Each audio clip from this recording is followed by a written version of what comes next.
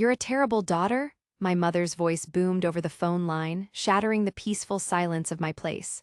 I stood perfectly still, clenching my phone more firmly in my hand. "What are you even talking about? You know perfectly well what I mean," she said sharply. "After everything I've sacrificed for you, you couldn't even spring for a first-class seat for me on this vacation? What kind of daughter treats their own mother like this?" I inhaled deeply, grabbing onto the edge of the countertop to keep myself composed. "Mom, remember that I covered the cost of the entire trip," I replied calmly, trying to control my tone. The flights, the accommodations, the excursions, everything was on me. "Do you have any idea how much planning and work went into organizing all of this?" She scoffed derisively. "And yet, you couldn't manage to do even this one little thing to make it feel special and memorable. Frankly, Kristen, I just don't understand what's the matter with you. Danielle, your sister, wouldn't have hesitated to do it." My name's Kristen, and I can't recall a time when my mother hasn't left me feeling as though I'm always falling short. As a kid, I was always the responsible one, getting good grades, and eventually getting a solid job in marketing while diligently saving money for the future. Danielle, on the other hand, was always the favorite, with her easy charm and warmth and effortless appeal. This European vacation wasn't simply a trip for my mom. I hoped it would be my way of demonstrating that I cared about her. I really believed it could help us connect better, and maybe finally show her that I wasn't the self-centered, thankless person she so often made me out to be. It required years of putting aside every extra cent, missing out on my own getaways, and living on a tight budget. The flights were all arranged, as were reservations at fancy hotels, organized sightseeing excursions, and even entry to artistic events she'd always longed to experience. Everything had been planned with such care, but none of that seemed important anymore. My attention was completely consumed by the reality that her seat wasn't in the premium section of the plane. "Mom," I started slowly, trying to sound even, "I thought you'd be pleased. It's a really wonderful plan for a vacation. You're going to have a fabulous experience. Not if I'm sitting back there with the masses," she replied sharply. Her comment hurt, but I didn't want her to see that she'd gotten to me. "Okay, well, I still hope you enjoy the vacation," I told her, hanging up before I said something I'd later regret. Later that same day, when I arrived at the airport to drop her off, her last comment really wounded me.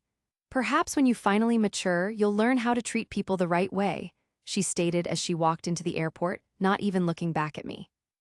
As I drove back home, her words reverberated in my thoughts like tiny cuts.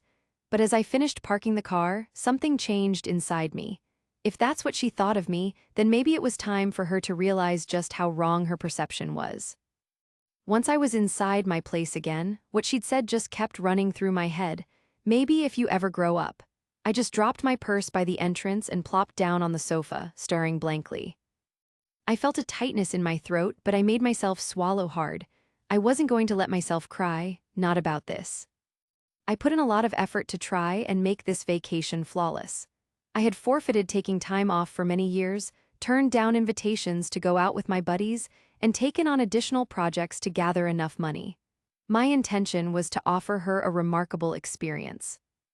A chance for her to see life in places other than her familiar and uneventful day-to-day life.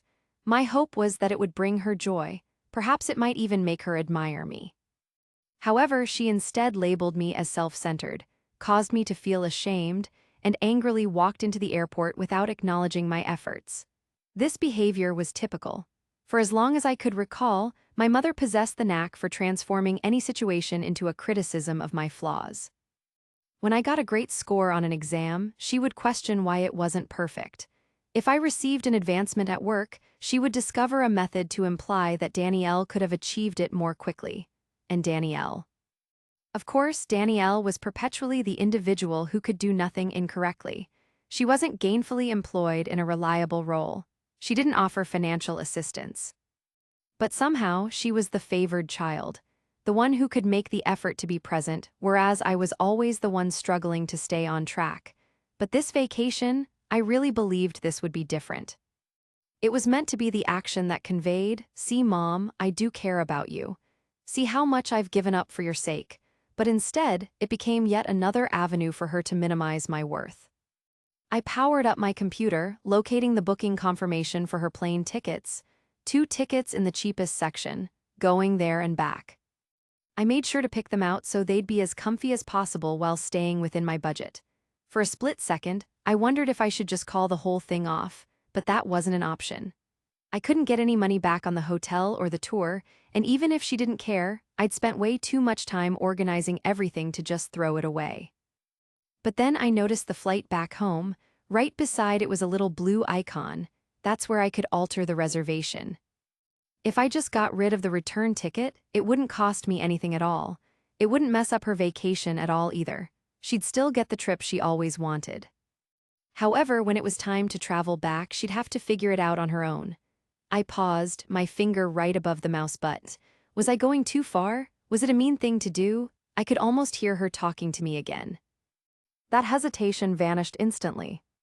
After I clicked it once, the page reloaded, and an email confirming the change showed up. The trip back was officially no longer on the schedule.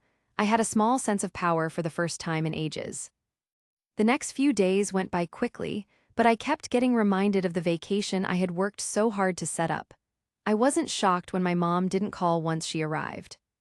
She chose to post everything online instead, filling up her profile with stuff about how amazing her trip was. Her first post was a shot of her smiling big outside the Paris airport. She was living her best life. I sighed heavily, placing my phone face down on the kitchen surface. She kept right on posting updates throughout the whole vacation. Images showing the fancy hotel's entrance area, beautiful scenes showing the roads of Paris, the extravagant dishes she had clearly put on a performance to get a picture of before tasting. Her written words were overflowing with appreciation, but I wasn't fooled. After that initial post, she didn't tag me in anything else, but the hidden meaning was impossible to miss. Every single one of them practically dripped with this feeling of superiority. A part of me felt this urge to face her directly, to point out how bold it was of her to give me public acknowledgement while privately judging me as self-centered and shameful. But I decided to stay silent, allowing her to enjoy her time in the spotlight, since I knew her downfall was coming soon. By now, instead of being curious, I was checking her updates because I was waiting for something to happen. On day number 4, she put up a video she took while on a fancy dinner boat. Lifting a glass of bubbly towards the camera, she told everyone it was a once-in-a-lifetime trip. Each picture and update felt like another part of the story lining up perfectly. She had absolutely no idea what was coming. It made me curious to know how she would react when she found out I had canceled her flight home. Did she think it was an error? Or would she yell at the airline employees or attempt to guilt-trip me as soon as she learned the truth? Either way, none of that mattered. She would have to manage things on her own. I received a text from my sister, Danielle, the evening before her scheduled flight home. "Mom's been blowing up my phone with texts about how wonderful her vacation is," she mentioned. "She also said you were the one who planned it all for her." I just looked at the message for a while, trying to decide if I should even answer. Danielle was completely unaware about the flight being scrapped or all the years of aggravation and pain that caused it to happen. From her perspective, everything seemed picture perfect. "I'm happy she's having fun," I ended up responding. It wasn't a total fabrication. I truly did want her to enjoy the vacation, but what I was really excited about was the confrontation that was coming when she got to the airport. For once, she was going to understand what it felt like to not get everything she wants. And perhaps, if I was lucky, she'd finally understand the consequences of her words and behaviors. Finally, the day of her return flight arrived. I'd been experiencing this weird combination of anxiety and excitement all morning, because I knew that this was when everything would blow up in her face. My phone buzzed around midday. When her name appeared on the screen, I took a big breath before I picked up. "Hey, Mom," Kristen, she said in a harsh, panicky tone. "What's the deal with my flight being canceled?" I almost chuckled at how she didn't waste any time getting to the main issue. "What are you talking about?" I responded, pretending to be clueless. "You know exactly what I'm talking about," she shot back at me. "I just tried to check in, but the airline says my ticket has been voided. What is going on here?" "Oh, that," I said, making my voice sound indifferent. "Yeah, I went ahead and canceled it." It was almost gratifying to hear her gasp like that. "You called it off? What was your reason for that?" "Because, Mom," I started, making sure I sounded even and steady, "I wanted you to grasp what it's like to be the one disappointed." After all, you were pretty direct about your opinion of me as your child. What on earth are you referring to? She questioned, though her tone was a little less harsh now. You labeled me a terrible daughter, I pointed out to her. After all the things I've done for you, after putting aside money for years for this vacation and arranging every single thing to ensure it was memorable for you, and instead of expressing gratitude, you insulted me. A significant silence stretched out from her side, then she gave an annoyed sigh. Kristen, you're blowing this out of proportion. I know I didn't mean it in that manner. You didn't mean it? I questioned back, my voice stronger than before. You were the one who said it. My whole life, you've been saying those kinds of things to me. I've constantly gone to great lengths to try to please you, and all you ever do is find fault with me. So no, Mom, I'm not being dramatic, I'm finished with this. Finished? She repeated back, her voice getting louder once again. What exactly does that imply? Are you seriously just abandoning me here? You're not stuck, I stated plainly. There are things you can do. You have the ability to reserve a different flight, or maybe Danielle would be willing to assist you. At any rate, this isn't something I have to worry about any longer. Her attitude transitioned rapidly from anger to despair. Kristen, please, I don't have sufficient funds for a new ticket. I'm stunned that you would do this to me. I identified myself to her as her daughter. I gave her words a brief moment to resonate before answering. You need to handle this situation yourself, Mom. You were always the one telling me to mature and be accountable for my own actions. The ball's in your court now. I disconnected the call and placed the phone on the table before she could retort. Though my chest felt like it was going to explode, a subtle feeling of contentment was developing beneath my anxiety. I wasn't submitting to her control this time. Almost immediately after we hung up, the phone began to ring and buzz with incoming messages. One voicemail shrieked, "You can't just abandon me here like this, Kristen. Can you even imagine how embarrassing this is? I'm stuck at the airport attempting to explain to the employees that my flight isn't real, and they're looking at me like I'm insane." Another one complained tearfully. The text messages weren't much different. How could you possibly do this to your own mother? What would people say if they found out you left your mother stranded in Europe? I looked at my phone, totally unaffected. Every message seemed like a frantic effort to take charge again, but they didn't affect me as deeply as they used to. Later in the day, her attitude changed, the calls became less frequent, and the texts started to sound more desperate. Kristen, I apologize for my earlier statements. I didn't truly mean those things. Just please assist me in getting back home. Would you like me to grovel? Okay, I'm begging you then. I lack the funds for a replacement ticket, and I'm unsure of what to do next. I pored over the texts, attempting to figure out if she was being truthful or simply playing me like a fiddle again. It was difficult to be certain. Following years of emotional ups and downs, I had come to understand that I couldn't simply believe what she said. Nevertheless, a tiny piece of me felt bad about the situation. She was my mother when you get down to it. She brought me into the world, brought me up, and in her own imperfect manner backed me up. Did she merit this kind of treatment? However, then I recollected her final statement at the airport. Perhaps you'll learn how to treat others with respect if you ever mature. The feeling of guilt disappeared. As night approached, the sense of urgency in her texts grew stronger. I'm currently trying to get some sleep on a bench in the airport, Kristen. I don't have any means to get back and I'm unable to remain here. Please, I'm pleading with you. For a split second, I nearly picked up the phone to call, but then I recalled the reason behind my actions. The situation had broader implications than only the vacation or the aborted journey. It had to do with the countless instances of disregard, the endless fault-finding, the way she had an effect of making me feel inadequate regardless of the magnitude of my efforts. Absolutely nothing would improve if I allowed her to get away with her actions in this instance. So, I sent a text to Danielle.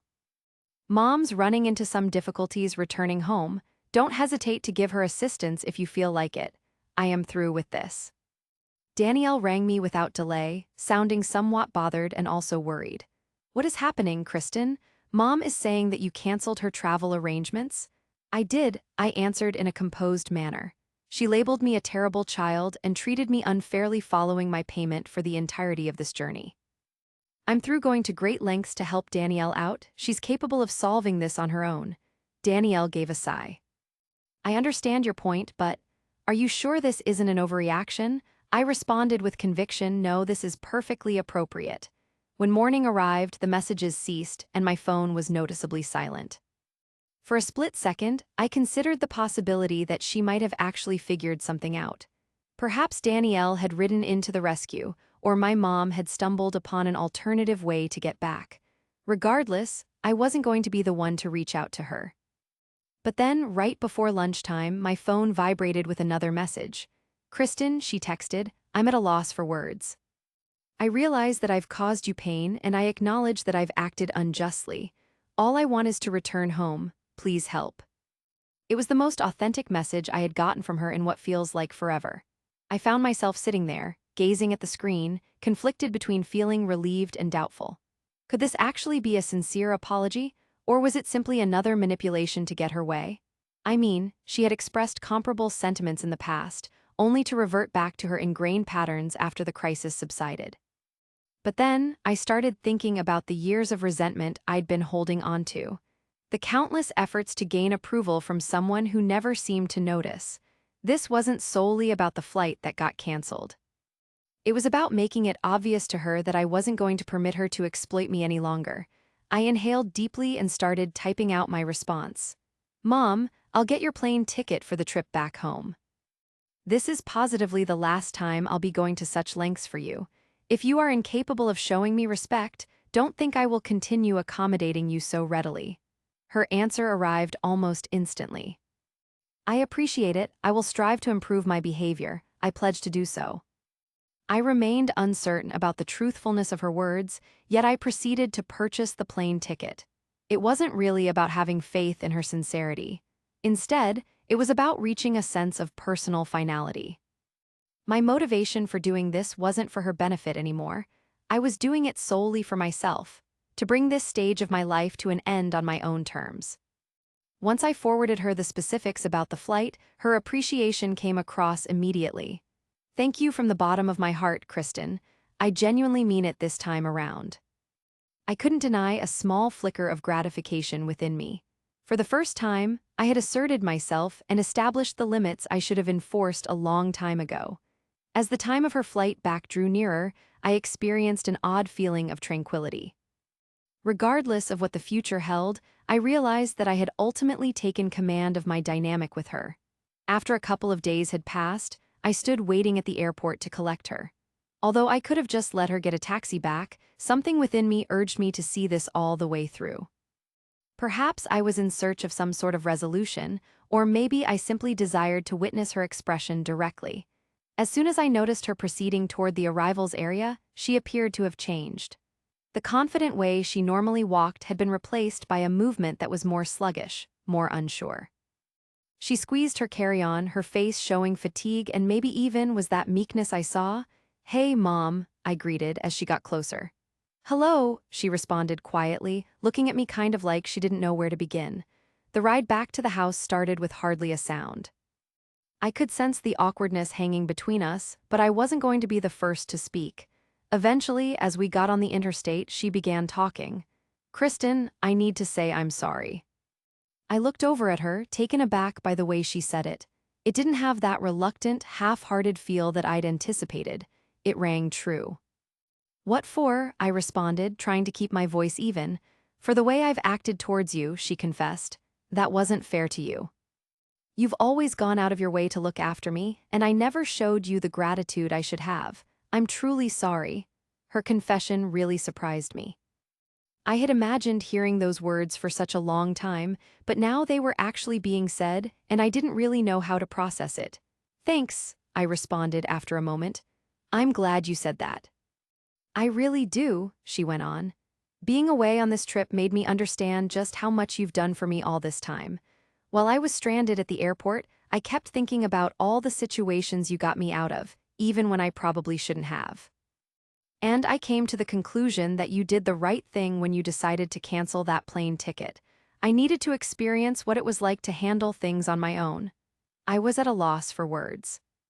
A piece of me really wished I could trust what she was saying, yet another piece was concerned it was only a fleeting shift, a brief deviation before she reverted back to who she used to be.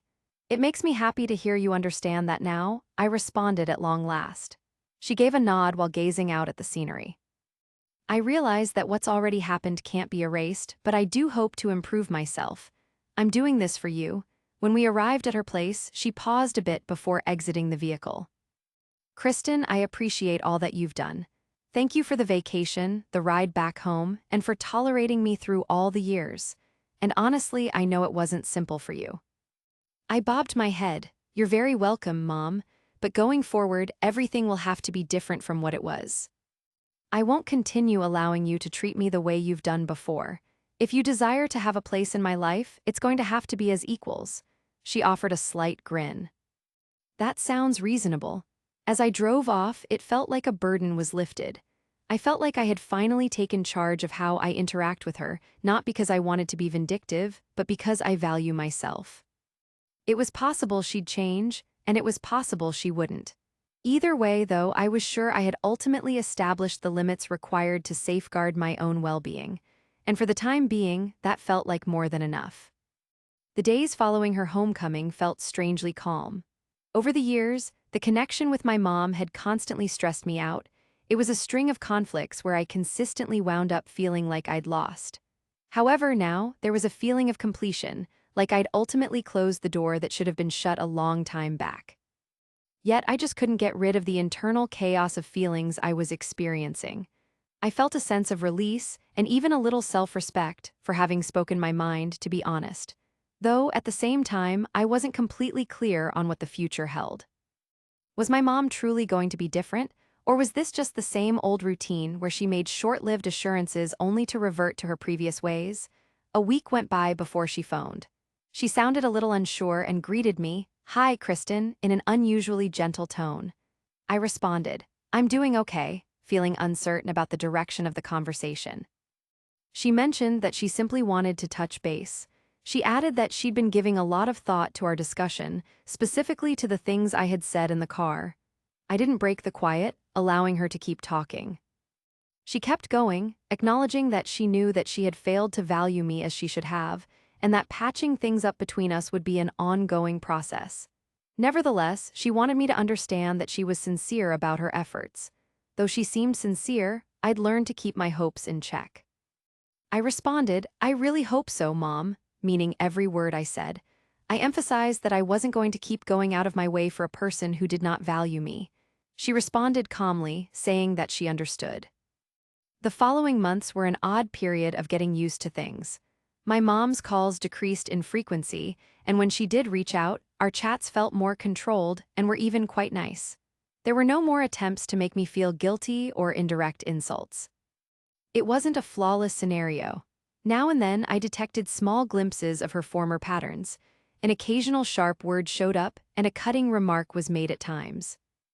But on each occasion that I stood firm, gently reminding her about the limits I had established, she actually started noticing when she was about to cross the line, which really took me by surprise. She would apologize, almost as if she were ashamed. "That wasn't what I meant to say," she'd state.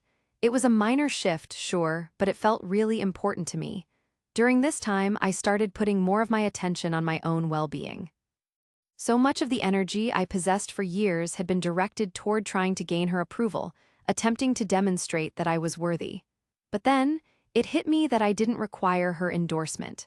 I began prioritizing my own self-care, both in terms of my physical health and emotional state. I got back in touch with friends whom I'd let drift away, started doing those hobbies that I'd consistently postponed, and even began arranging a getaway just for me. A genuine vacation, one that wasn't centered around satisfying someone else's desires. Furthermore, I made it a point to spend more time with my sister, Danielle. "I think you were justified in what you did," she mentioned to me over dinner one night. She had always been close to my mother, but at this point, she seemed to better grasp where I was coming from. Mom really needed that jolt to wake her up, and to be honest, I believe it's made her a better human being. "I simply wanted to express my gratitude," she stated, "for all you've done for me." The next time my mother phoned, it wasn't to request a favor of any kind. I'm aware that I haven't said it sufficiently. "You're very welcome, Mom," was my response as I smiled. Our conversation came to a close without any trace of stress or ill will, though her statement caught me off balance, but it resonated in a different way this time, seeming less like an act and more genuine. It wasn't a flawless relationship, and I understood that it probably never would be. I sensed that we were progressing. However, it represented a beginning. It wasn't that I had given in to what she wanted, but that I had finally figured out how to assert myself. The time following my mother's return was a real watershed moment, and it changed not only how we interacted, but also how I thought about who I was. I had, for what felt like forever, based my value on whether she was happy with me, doing anything to make her happy, with the hope that eventually she would see how deeply I cared. However, I came to a significant understanding. Feeling complete didn't require her to tell me I was good enough. Establishing limits wasn't simply a way to defend myself from her, it was a way to take back my feeling of self-respect. Things between us weren't ideal, but they were different. My mom was making an effort in her own style. Her personality still had its rough spots, but they didn't hurt quite as much. She paused to consider what she was going to say before just blurting something out, stopping herself more often than not. And I had become more resilient. When, on one of our regular calls, she made some nasty comment about my new hairstyle, I didn't just ignore it. I like it, I told her quietly, and that's what is important. There was a brief pause before she laughed a little. I suppose so, she said. It wasn't a huge deal, but it was a step forward. And more importantly, I stopped allowing what she thought of me to dictate how I felt about myself. I started devoting more time to my own enjoyment, catching up with friends I hadn't seen in ages, going back to interests I'd given up on, and making new plans for the future. I felt like I was finally living authentically, instead of just trying to please her. And in that new sense of freedom, I found a part of myself I hadn't even realized was gone. The important thing wasn't whether she evolved as a person. It was all because I had finally gotten it. About 30 days later, I found myself on the balcony with some tea, observing the sunset as it slipped out of view. Things felt more peaceful, with a lot less stress and constant hesitation. My mother would still call me every 7 days, though the mood of our chats had taken a different turn. She came across as less pushy and more considerate. I was picking up on subtle differences. She'd inquire about my job, my social circle, and even my weekend itinerary. For what felt like the first time, it didn't feel like she was simply biding her time until she could speak. It wasn't flawless, though it was definitely a step forward. One night, she caught me off guard with something completely unexpected. "You know, Kristen," she started gently, "I've been giving a lot of thought to everything you've done for me. Specifically, that vacation, and how you took care of everything. I'm now aware of just how much I've underestimated your contributions throughout the years." Those words lingered, loaded with genuine feeling. "I want you to understand that I am putting in the effort," she went on. "I'm aware I've caused you pain, and there's no going back to change that. But I want us to develop a better connection if you're willing to extend me that opportunity." I didn't say anything immediately. Instead, I let her words sink in, wondering if maybe this time they might actually have some real significance. "Thanks, Mom," I eventually replied. "That means a lot to me." It wasn't the huge apology I had once imagined, but it didn't need to be either. I had stopped seeking flawlessness. I was seeking an attempt. After ending the call, a certain awareness washed over me. Although she probably won't ever become a different person, I certainly have. And truthfully, that's fine by me. It turned out I no longer required her validation to feel good about myself. Ultimately, I discovered that sense of self-worth residing within my own being.